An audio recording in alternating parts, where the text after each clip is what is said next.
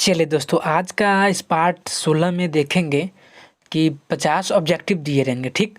और उसमें से एक ऑप्शन भी दिया रहेगा और वो ऑप्शन सही रहेगा, मतलब इसका जो क्वेश्चन रहेगा उसका उत्तर भी दिया रहेगा नीचे, ठीक है। तो आपको उसमें 50 क्वेश्चन रहेगा जो मध्यकालीन भारत से लिया गया, ठीक है। जो इतिहास को जो 3 पार्ट होता है, और पहला इतिहास मतलब हम बता दिए, पहला इतिहास हम बता दिए हैं, और ये दूसरा है मध्यकालीन भारत। तो इसमें से हम दे रहे हैं, उसमें से 50-50 क्वेश्चन दे रहे हैं।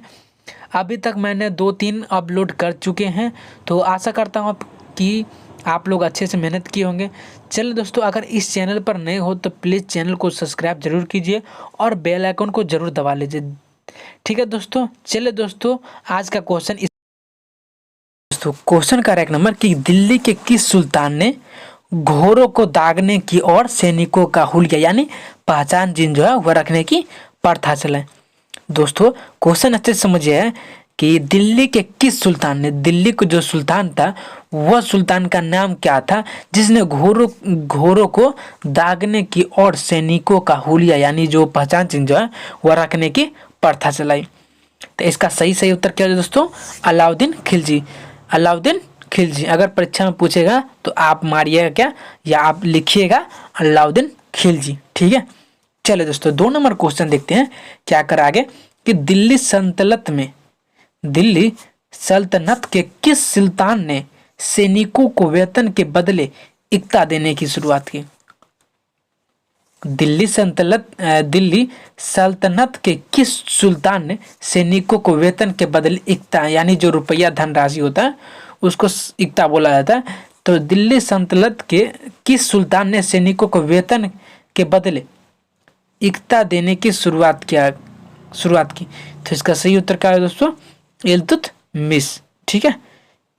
चलो दोस्तों, 2 नंबर क्वेश्चन 3 नंबर क्वेश्चन की ओर चलते हैं, क्या कर रहा है देखते रहिएगा दोस्तों।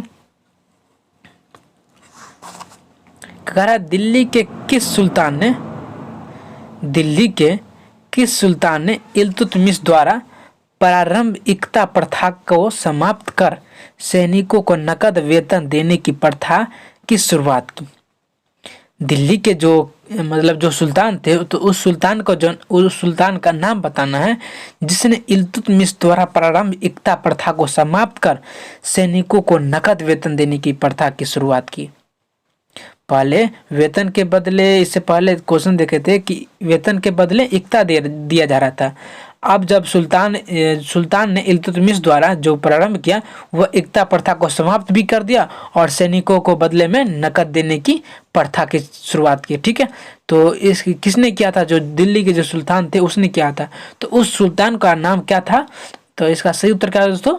अलाउद्दीन खिलजी, जो दिल्ली के सुल्तान ने इल्तुतमिश द्वारा प्रथा को समाप्त कर दिया था और सैनिकों को नकद वेतन देने की शुरुआत कर दिया था, ठीक है। चलिए दोस्तों, 4 नंबर क्वेश्चन क्या करा है कि किस सुल्तान ने अलाउद्दीन द्वारा समाप्त की गई इक्ता प्रथा को पुनः प्रारंभ कर दिया? किस सुल्तान ने अलाउद्दीन द्वारा समाप्त की गई इक्ता प्रथा को पुनः प्रारंभ मतलब फिर से शुरू कर दिया गया? जो सुल्तान था उसने अलाउद्दीन द्वारा जो समाप्त की गई थी इक्ता, तो चलिए दोस्तों, कहा रहा है कि शुरुआत की गई थी अलाउद्दीन खिलजी द्वारा, और कहा गया है किस सुल्तान द्वारा अलाउद्दीन द्वारा समाप्त की गई इक्ता प्रथा पुनः। तो जो सुल्तान था अलाउद्दीन द्वारा जो समाप्त किया गया, मतलब किस सुल्तान ने, तो कौन सा सुल्तान था जिसने अलाउद्दीन द्वारा समाप्त की गई इक्ता प्रथा को पुनः शुरुआत की गई, मतलब दोबारा से शुरुआत की गई इक्ता प्रथा जो फिलहाल कुछ देर के लिए बंद हुआ था, जो नकद वेतन देने की शुरुआत किया गया था सैनिकों द्वारा, सैनिकों को नकद देने के लिए जो इल्तुतमिश द्वारा हुआ था, अब यहाँ पर आया अलाउद्दीन द्वारा समाप्त भी किया गया। अलाउद्दीन द्वारा समाप्त की गई प्रथा को, इक्ता प्रथा को पुनः प्रारंभ किया गया, जो मतलब फिर अच्छे से शुरुआत की गई, समाप्त की गई इक्ता प्रथा को पुनः प्रारंभ कर दिया। जो समाप्त हुआ था इक्ता उसको पुनः दोबारा चालू कर दिया गया, ठीक है। चले दोस्तों, आज का क्वेश्चन क्या करा है देखते हैं दोस्तों आगे की ओर। 5 नंबर क्वेश्चन चलिए दोस्तों देखते हैं 5 नंबर क्वेश्चन क्या कर रहा है कि कह रहा है सल्तनत काल में न्याय व्यवस्था किस पर आधारित थी। कह रहा है सल्तनत काल में न्याय व्यवस्था किस पर आधारित थी। जो न्याय व्यवस्था थी वह किस पर आधारित थी सल्तनत काल में। तो इसका सही उत्तर क्या है दोस्तों, इस्लामी कानून। ठीक है, चलिए दोस्तों 6 नंबर क्वेश्चन कह रहा है कि सल्तनत काल में इस्लामी कानून यानी शरीयत का मुख्य स्रोत क्या था। सल्तनत काल में इस्लामी जो कानून थी वो शरीयत इसका बोला जाता है, इसका उपनाम शरीयत बोला जाता है। तो इसका मुख्य स्रोत क्या था। तो इसका सही उत्तर क्या है दोस्तों, कुरान। ठीक है, यानी कुरानी जो था वह सल्तनत काल में इस्लामी कानून का मुख्य स्रोत था। 7 नंबर क्वेश्चन, सल्तनत काल में राज्य का सर्वोच्च न्यायाधीश कौन होता था। जो सल्तनत काल था उस राज्य में सर्वोच्च मतलब सबसे ऊंचे पद पर न्यायाधीश कौन होता था। तो इसका सही उत्तर दोस्तों सुल्तान जो था वह सर्वोच्च न्यायाधीश था। ठीक है, चलिए दोस्तों 8 नंबर क्वेश्चन की ओर देखते हैं क्या कह रहा है। कहा रहा है कि सल्तनत काल में मुस्लिमों से वसूला जाने वाला धार्मिक कर क्या था।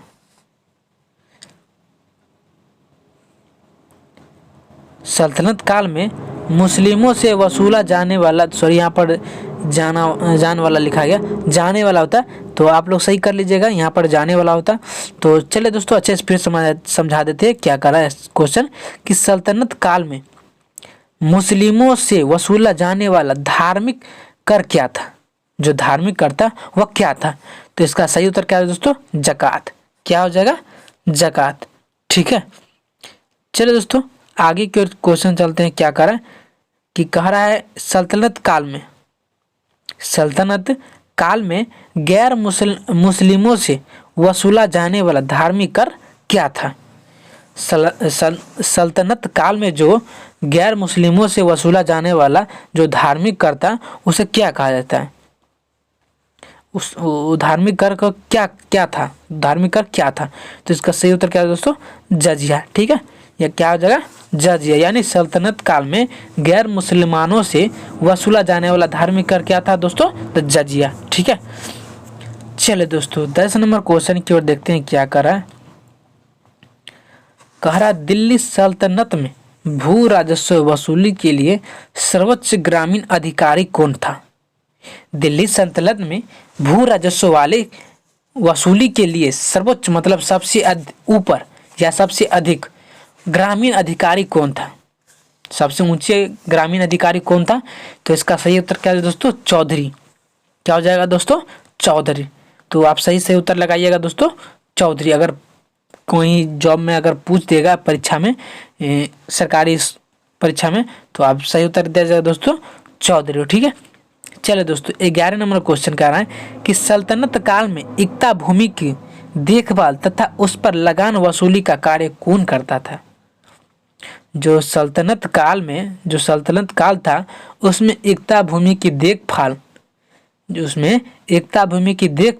और उस पर लगान वसूल का कार्य कौन करता था। उस पर जो लगान जो आता था उस पर वसूली कौन करता था।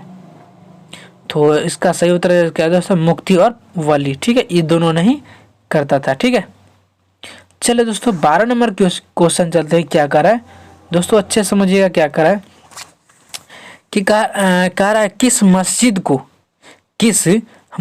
को भारत में मुस्लिम स्थापत्य कला का सर्वप्रथम भवन माना जाता है। किस मस्जिद को भारत में मुस्लिम स्थापत्य कला का सर्वप्रथम भवन माना जाता है। तो इसका सही उत्तर क्या है दोस्तों, कुब्बत उल इस्लाम। क्या हो जाए दोस्तों, कुब्बल उल इस्लाम।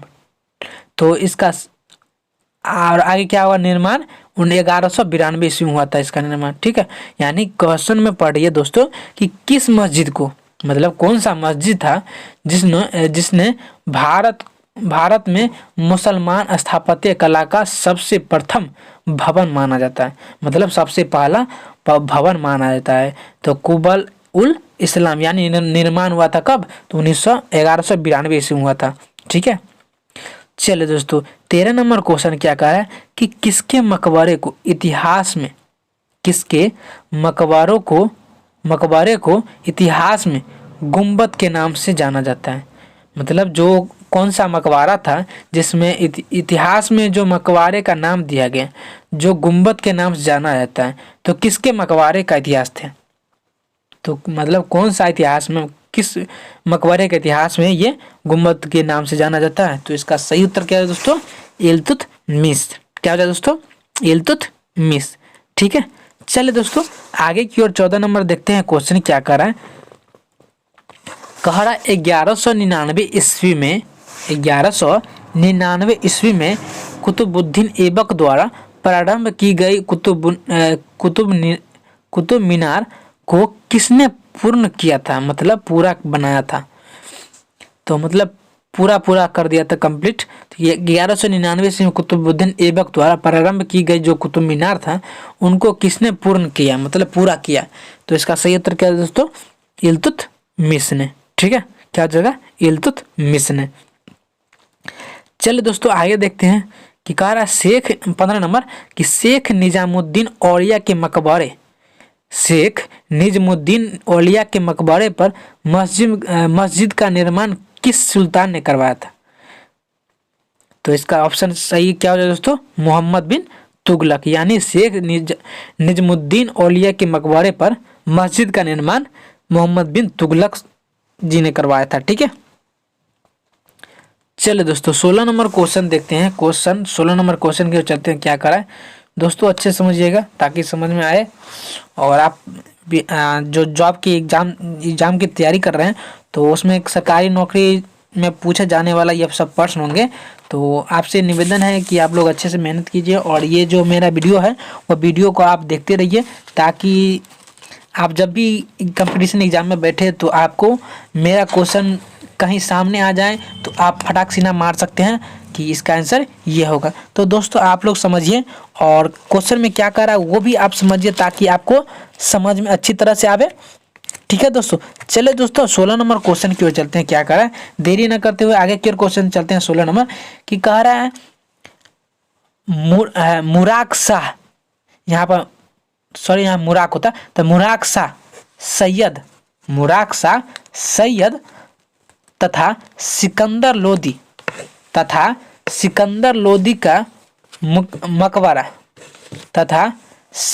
लोदी का मकबरा किस प्रकार का है? तो इसका सही उत्तर क्या है दोस्तों? अष्टभुजीय यानी 8 भुजीय वाला। ठीक है दोस्तों, चले दोस्तों आगे की ओर क्वेश्चन चलते हैं। 17 नंबर क्वेश्चन कि कह रहा है लोदी काल की स्थापत्य एवं वास्तुकला का सर्वोत्तम उदाहरण है। लोदी काल की जो मतलब लोदी वंश का जो काल था उसकी स्थापत्य एवं वास्तुकला का सर्वोत्तम उदाहरण था, मतलब सबसे महत्वपूर्ण, मतलब सबसे ऊंचे, सबसे अधिक उदाहरण था, सबसे ऊंचे उदाहरण था। तो इसका सही उत्तर क्या है दोस्तों? मठ की मस्जिद। यानी लोदी काल की स्थापत्य एवं वास्तुकला का सर्वोत्तम उदाहरण हो जाएगा मठ की मस्जिद। ठीक है, तो कोई पूछ देगा तब आप लोग बता दीजिएगा, लेकिन अच्छे तरह से याद कर लीजिए और पढ़िए। अगर जब तक समझ में नहीं आ रहा है तो आप मेरे वीडियो को पूरा शुरू से लेके अंत तक जरूर देखिए। और फिर भी अगर नहीं आ रहा है तो दोस्तों आपसे निवेदन है कि आप हमको कमेंट में ज़रूर बताएं कि आप किस समझ में कितना नंबर क्वेश्चन नहीं है, तो उसको हम समझाने की कोशिश करेंगे। इसी तरह से आप चलिए दोस्तों आगे की ओर क्वेश्चन करते हैं कि 18 नंबर बोल रहा है कि भारत में सबसे पहले दोहरे गुब्बत यानी गुब्बत के अंदर गुब्बत यानी जो गुब्बत है उस गुब्बत के भी अंदर गुब्बत है, तो इसका प्रयोग किस इमारत में किया गया था? तो इसका सही उत्तर क्या है दोस्तों?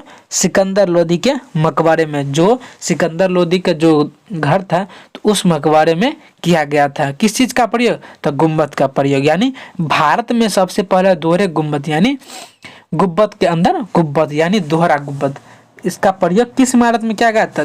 जो सिकंदर लोदी था उनके इमारत में किया गया था। ठीक है, चलिए दोस्तों 19 नंबर क्वेश्चन की ओर चलते हैं। क्या कह रहा है, कह रहा है सभी लोधी सुल्तानों को बाग ए जूड में दफनाया गया, जिसे आज किस नाम से जाना जाता है।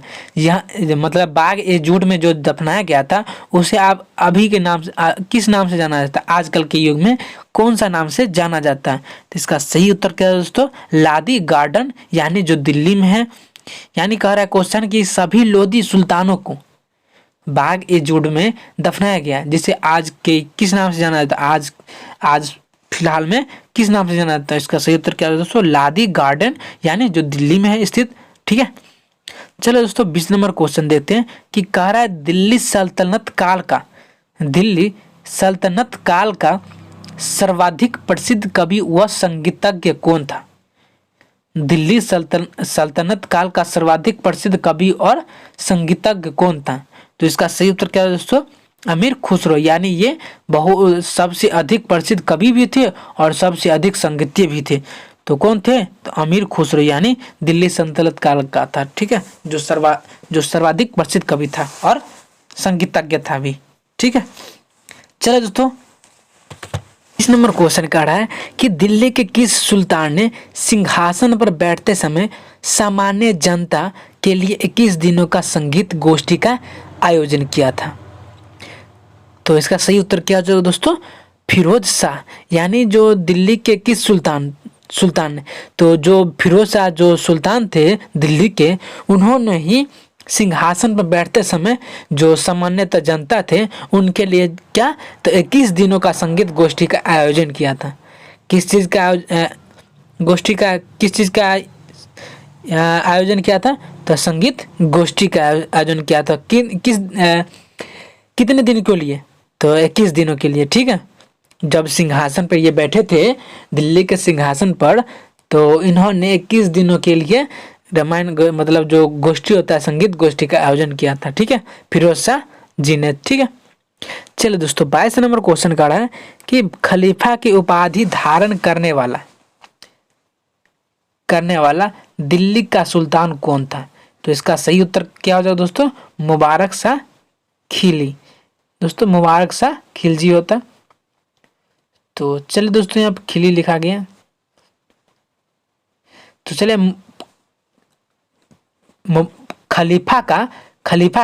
खलीफा की उपाधि धारण करने वाला दिल्ली का सुल्तान कौन था, तो मुबारक शाह खिली ही होगा। ठीक है, चलिए दोस्तों 23 नंबर क्वेश्चन की ओर ले चलते हैं। क्या कर रहा है कि कह रहा है सल्तनत काल किस सुल्तान को उसका उदारता एवं दानी प्रवृत्ति के कारण लाख बख्श, यानी लाखों की जो दानी उसको क्या कहा गया। तो इसको मतलब किन्होंने कहा था, तो इसको सही उत्तर हो जाएगा कुतुबुद्दीन ऐबक जी ने। क्या हो जाएगा दोस्तों, कुतुबुद्दीन ऐबक जी। ठीक है, तो सर्वप्रथम किस सुल्तान ने राजधानी लाहौर से दिल्ली स्थानांतरित की थी। तो इसका सही उत्तर क्या हो जाएगा दोस्तों, इल्तुतमिश, यानी इल्तुतमिश ने ही सबसे पहले राजधानी लाहौर से दिल्ली स्थानांतरित किए थे। ठीक है, चलिए दोस्तों 25 नंबर क्वेश्चन की ओर चलते हैं। क्या कर रहा है कि कह रहा है बगदाद के खलीफा से सुल्तान पद की वैधानिक स्वीकृति प्राप्त करने वाला दिल्ली का पहला शासक कौन था। जो बगदाद के जो खलीफा थे उन्होंने ही सुल्तान पद की जो वैधानिक स्वीकृति प्राप्त करने वाला दिल्ली का सबसे पहला शासक कौन बन गया दोस्तों। तो इसका सही उत्तर क्या हो जाएगा दोस्तों, इल्तुतमिश। क्या हो जाएगा, इल्तुतमिश। ठीक है, चलिए दोस्तों 26 नंबर क्वेश्चन का है कि सल्तनत काल में इस्लाम धर्म एवं इस्लामिक कानूनों की जानकारों को क्या कहा जाता है। जो इस्लामों की जो इस्लामिक कानूनी है उनका जानकारी को जिसके पास होता है उनको क्या कहा जाता है। तो इसका सही उत्तर क्या होगा दोस्तों, उलेमा। ठीक है, चलिए दोस्तों 27 नंबर का है कि दिल्ली सल्तनत का पहला वजीर कौन था। जो दिल्ली का सल्तनत था उनका सबसे पहला वजीर कौन था। तो इसका सही उत्तर क्या हो जाएगा दोस्तों, कुतुबुद्दीन ऐबक।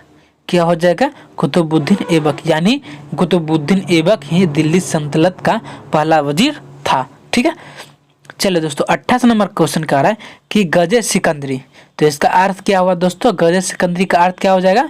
भूमि मापन का एक प्रमाणिक पैमाना। क्या हो जाएगा दोस्तों? भूमि मापन का एक प्रमाणिक पैमाना। और आगे कह का प्रचलन, इसका जो गजे सिकंदरी था उनका प्रचलन किसने किया था? तो इसका सही उत्तर क्या आ जाएगा दोस्तों? सिकंदर लोदी।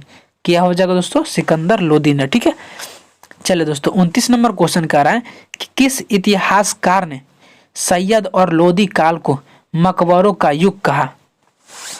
चलिए दोस्तों अच्छे समझिएगा दोस्तों, ये कह रहा है कि किस इतिहासकार ने सैयद और लोदी काल को मकबरों का युग कहा? तो इसका सही उत्तर क्या हो जाएगा दोस्तों? पर्सी ब्राउन। यानी जो पर्सी ब्राउन थे इतिहासकार ने सैयद और लोदी काल को मकबरे का युग कहा है। ठीक है, पर्सी ब्राउन को। चलो दोस्तों 30 नंबर क्वेश्चन क्या कर रहा है कि मोठ की मस्जिद का निर्माण किस सुल्तान के शासन काल में उसके प्रधानमंत्री या मियाँ भूबा द्वारा करवाया गया था?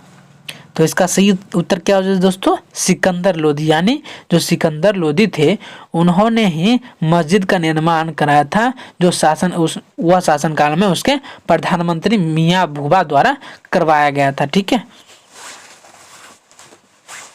चलिए दोस्तों 31 नंबर क्वेश्चन की ओर ले चलते हैं। क्या कर रहा है दोस्तों? अच्छे समझिएगा कि पानीपत के प्रथम युद्ध में मारा जाने वाला दिल्ली का सुल्तान कौन था? जब पानीपत का युद्ध हुआ था तो उसमें दिल्ली का जो सुल्तान था तो वही पानीपत के युद्ध में मारा गया था, जो दिल्ली का जो सुल्तान था। तो पानीपत का जब युद्ध हुआ था तो उसमें प्रथम पानीपत का युद्ध हुआ था, तो उसी में जो दिल्ली का सुल्तान था वह मारा गया। तो उनका नाम क्या हो जाएगा दोस्तों? इब्राहिम लोदी। चलो दोस्तों 32 नंबर क्वेश्चन की ओर का ले चलते। क्या कह रहा है कि किस सुल्तान ने सबसे सर्वप्रथम बगदाद के खलीफा का नाम अपने सिक्कों पर खुदवाया था? किस सुल्तान ने सर्वप्रथम बगदाद के खलीफा का नाम अपने सिक्कों पर खुदवाया था? तो इसका सही उत्तर क्या है दोस्तों? इल्तुतमिश ने। ठीक है, तो इल्तुतमिश ने ही सर्वप्रथम यानी सबसे पहले बगदाद के खलीफा का नाम अपने सिक्कों पर खुदवाया था। ठीक है, चलो दोस्तों 33 नंबर क्वेश्चन क्या कह रहा है देखते हैं अच्छे से कि कह रहा दिल्ली के किस सुल्तान ने 40 गुलाम सरदारों का एक संगठन बनाया था? दिल्ली के किस सुल्तान ने 40 गुलाम सरदारों का एक संगठन बनाया था, जिसे तुर्कान ए चिहलगानी या चालीसा कहा भी कहा जाता है? ठीक है, तो दिल्ली के जो सुल्तान था जो उसने 40 गुलाम सरदारों का एक संगठन भी बनाया था और जिसे तुर्कान ए चिहलगानी या चालीसा कहा जाता है। तो इसका सही उत्तर क्या है दोस्तों? इल्तुतमिश। तो दिल्ली के किस सुल्तान? तो इल्तुतमिश। चले दोस्तों 34 नंबर कह रहा है क्वेश्चन कि इल्तुतमिश द्वारा गठित तुर्कान ए चिहलगानी का विघटन किस सुल्तान ने किया था? मतलब विघटन जो है वह किस सुल्तान ने किया था? जो इल्तुतमिश द्वारा जो गठित या तुर्कान ए चिहलगानी जो था इल्तुतमिश द्वारा जो, तो उसको विखंडन मतलब किस सुल्तान ने कर दिया था? तो इसका सही उत्तर क्या हो जाएगा दोस्तों? बलबन। ठीक है, चलिए दोस्तों 35 नंबर क्वेश्चन की ओर चलते हैं। क्या कह रहा है कि कह रहा है भारत में तुर्की साम्राज्य का वास्तविक संस्थापक कौन था? मतलब कि भारत में तुर्की जो साम्राज्य था उनका वास्तविक संस्थापक कौन था? तो इसका सही उत्तर क्या हो जाएगा दोस्तों? कुतुबुद्दीन ऐबक। क्या हो जाएगा दोस्तों? कुतुबुद्दीन ऐबक। ठीक है, तो कुतुबुद्दीन ऐबक ने ही भारत में तुर्की साम्राज्य का वास्तविक संस्थापक था। चलो दोस्तों 36 नंबर क्वेश्चन देखते हैं। क्या करा कि दिल्ली सल्तनत की पहली तुर्क महिला शासिका कौन थी? दिल्ली सल्तनत की पहली तुर्क महिला शासिका कौन थी? तो इसका सही उत्तर क्या होगा दोस्तों? रजिया सुल्तान। क्या हो जाएगा दोस्तों? रजिया सुल्तान। ठीक है, चलिए दोस्तों 37 नंबर क्वेश्चन कर रहा है कि इल्तुतमिश का समकालीन मंगोल नेता जिसने मंगोलों का एक सूत्र में संगठित किया? तो इसका क्या नाम हो जाएगा दोस्तों? इल्तुतमिश का समकालीन मंगोल नेता जिसने, तो कौन सा नेता था मंगोल का जिसने मंगोलों का एक सूत्र भी संगठित किया? तो इसका सही उत्तर क्या है दोस्तों? चंगेज खां। चंगेज खां द्वारा ही एक मंगोल का एक सूत्र संगठित किया गया। ठीक है, चलो दोस्तों 38 नंबर क्वेश्चन की ओर चलते हैं। क्या करा? कह रहा चंगेज खां अपने को क्या कहने पर गर्व महसूस करता था। मतलब जो चंगेज खां जी थे वो अपने को क्या कहते थे? जो बहुत ही खुशी मनाते थे, गर्व से महसूस करते थे, मतलब बहुत ही उसे यह कहने पर खुशी मिलती थी। तो क्या कहते थे या क्या महसूस करते थे चंगेज खां जी ने अपने को कहने में? तो इसका सही उत्तर क्या है दोस्तों? भगवान का अभिशाप। मतलब भगवान का जो अभिशाप है उनको बहुत ही गर्व महसूस होता था जब वो अपने आप को कहते थे कि चंगेज का जो अपने आप को क्या कहने पड़ते, यही कहने, भगवान का अभिशाप। ठीक है, चले दोस्तों 39 नंबर कह रहा है कि अमीर खुसरो की मृत्यु कब हुई। अब यहाँ पर आ रहा है मृत्यु। तो अमीर खुसरो की जो मृत्यु हुई थी वह 1325 ईस्वी में हुई थी। ठीक है, चले दोस्तों 40 नंबर क्वेश्चन क्या करा है कि दिल्ली के किस सुल्तान को मुद्रा ढालने वाले को राजा कहा जाता है। दिल्ली के किस सुल्तान को मुद्रा ढालने वाले का राजा कहा जाता है? तो इसका सही उत्तर क्या है दोस्तों? मोहम्मद बिन तुगलक। क्या हो जाएगा दोस्तों? मोहम्मद बिन तुगलक। चले दोस्तों आज आगे चलते हैं। क्वेश्चन क्या कर रहा है? चले दोस्तों सल्तनत काल में सबसे कम समय शासन करने वाला राजवंश कौन था? जो सल्तनत काल में जो शासन किया था तो सबसे कम समय तक शासन करने वाला राजवंश कौन हो जाएगा? तो इसका सही उत्तर क्या हो जाएगा दोस्तों? खिलजी राजवंश, जो कम समय तक राजवंश का शासन किया था। ठीक है, चलिए दोस्तों अब नीचे क्वेश्चन दिया हुआ है 42 में कि सल्तनत काल में सबसे अधिक समय तक शासन करने वाला राजवंश कौन सा था। मतलब इससे पहले क्वेश्चन कह रहा था कि कम समय में शासन करने वाला, अब यहाँ पर क्वेश्चन आ रहा है कि सबसे अधिक समय, वहाँ उस पर कह रहा था कि सबसे कम समय और आगे कह रहा है कि सबसे अधिक समय तक शासन करने वाला राजवंश कौन सा था। तो इसका सही उत्तर क्या है दोस्तों? तुगलक राजवंश। ठीक है, चलो दोस्तों 43 नंबर क्वेश्चन की ओर चलते हैं। क्या कह रहा है कि कह रहा है लैला मजनू किस सल्तनत कालीन विद्वान की रचना है। लैला मजनू जो है वह किस सल्तनत काल विद्वान की रचना है। तो इसका सही उत्तर क्या है दोस्तों? अमीर खुसरो। क्या हो जाएगा दोस्तों? अमीर खुसरो। ठीक है, चलिए दोस्तों 44 नंबर क्वेश्चन कह रहा है कि सल्तनत काल में सबसे बड़ी सेना किस सुल्तान के पास थी। तो इसका सही उत्तर क्या हो जाएगा दोस्तों? अलाउद्दीन खिलजी। अलाउद्दीन खिलजी। ठीक है, चलो दोस्तों 45 नंबर क्वेश्चन की ओर ले चलते हैं। क्या कह रहा है कि कह रहा है दिल्ली सल्तनत का अंतिम सुल्तान कौन था। जो दिल्ली का जो सुल्तान था, सल्तनत था, उनका अंतिम सुल्तान कौन था। तो इसका सही उत्तर क्या हो जाएगा दोस्तों? इब्राहिम लोदी। क्या हो जाएगा दोस्तों? इब्राहिम लोदी। ठीक है, चलिए दोस्तों 46 नंबर क्वेश्चन देखते हैं। क्या कह रहा है कि कह रहा है विजयनगर साम्राज्य की स्थापना कब तथा किन्होंने की थी। विजयनगर जो साम्राज्य था उनका स्थापना और किन्होंने की।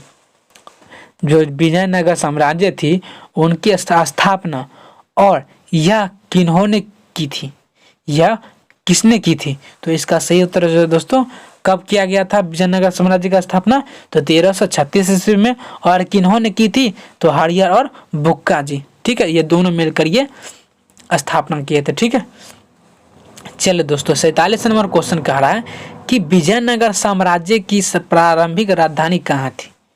विजयनगर साम्राज्य की प्रारंभिक राजधानी कहाँ थी, जो कालांतर में यह राजधानी कहाँ स्थानांतरित हो गई। तो विजयनगर साम्राज्य के प्रारंभिक मतलब विजयनगर साम्राज्य जो थे वह सबसे पहले राजधानी कहाँ थी।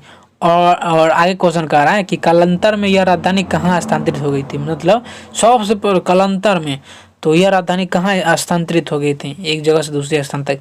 तो इसका सही उत्तर क्या है दोस्तों? पहले कह रहा है कि प्रारंभिक राजधानी कहाँ थी, तो आनेगुंडी। क्या हो जाता है? आनेगुंडी। और इसका कालांतर में राजधानी कहाँ स्थानांतरित हो गई थी, तो हम्पी। क्या हो जाए दोस्तों? हम्पी। चलिए दोस्तों 48 नंबर क्वेश्चन देखते हैं कि कह रहा है विजयनगर साम्राज्य की राजभाषा क्या थी। विजयनगर साम्राज्य की राजभाषा क्या थी। तो इसका सही उत्तर क्या हो जाएगा दोस्तों? तेलुगु। क्या हो जाएगा? तेलुगु। ठीक है, चलिए दोस्तों आगे देखते हैं क्वेश्चन। यही कह रहा कि विजयनगर साम्राज्य का राजभाषा क्या थे? तेलुगु, जो विजयनगर साम्राज्य की राजभाषा थी। ठीक, चलिए दोस्तों 49 नंबर क्वेश्चन का है कि हरिहर और बुक्का जी थे वह किनका मतलब हरिहर और बुक्का जी थे उनके पिता का नाम क्या था? तो संगम था, जो हरिहर और बुक्का जी के पिता थे। ठीक है, चलो दोस्तों आज का आखिरी क्वेश्चन और लास्ट एंड फास्ट। चलो दोस्तों, किस विजयनगर शासन ने विजयनगर की राजधानी अनेगुंडी दुर्ग से हम्पी स्थानांतरित की थी? पहले अनेगुंडी थी और बाद में जाकर हम्पी स्थानांतरित की थी। तो किस विजयनगर शासक ने विजयनगर की राजधानी यहाँ अनेगुंडी दुर्ग से हम्पी स्थानांतरित की थी? तो इसका सही उत्तर क्या है दोस्तों? हरिहर प्रथम, यानी हरिहर प्रथम जी थे वह विजयनगर की राजधानी अनेगुंडी दुर्ग से लेके हम्पी स्थानांतरित की थी। ठीक है, तो चलिए दोस्तों आशा करता हूँ कि आप लोग को अच्छे तरीके से समझ में आया होगा। तो चलिए दोस्तों, अगर आपको समझ में नहीं आएगा तो प्लीज़ इस कमेंट में ज़रूर बता दें। हमें लगता है कि आपको अच्छे तरीके से समझ में आया होगा, कोई दिक्कत नहीं होगा, तो कोई समस्या भी नहीं होगा पूछने का। तो आपसे आग्रह है कि अगर इस चैनल पर नए हो तो प्लीज़ दोस्तों शेयर कर देना और अपने साथियों को भी भेज देना और चैनल को ज़रूर सब्सक्राइब कर लीजिएगा अपने और अपने साथियों को भी बोल दीजिएगा, ताकि जब भी हम वीडियो को अपलोड करेंगे तो आपके पास या मेरा जो वीडियो है वह आपके पास बिल्कुल मुफ्त में ही जाएगा, ना कि उसमें पैसा लगेगा। और तो चल दोस्तों और क्या कहेंगे, इतना ही कहेंगे कि आप लोग मेहनत कीजिए और ये मेरा जो चैनल है उसको आप खूब मतलब मेहनत कीजिए और पूरा रगड़ के इस पार से उस पार कर देना है। तो हम जो पढ़ा रहे हैं वह पूरा लेसन का पूरा निचोड़ इस पार से लेके उस पार, इस छोर से उस पार तक ले चलेंगे दोस्तों। चलिए दोस्तों आज का वीडियो यहीं पर ख़त्म करते हैं, तो फिर मिलेंगे कल के नेक्स्ट वीडियो में यही वीडियो के साथ, मतलब इसके नेक्स्ट क्वेश्चन के साथ। चले दोस्तों, जय हिंद जय भारत।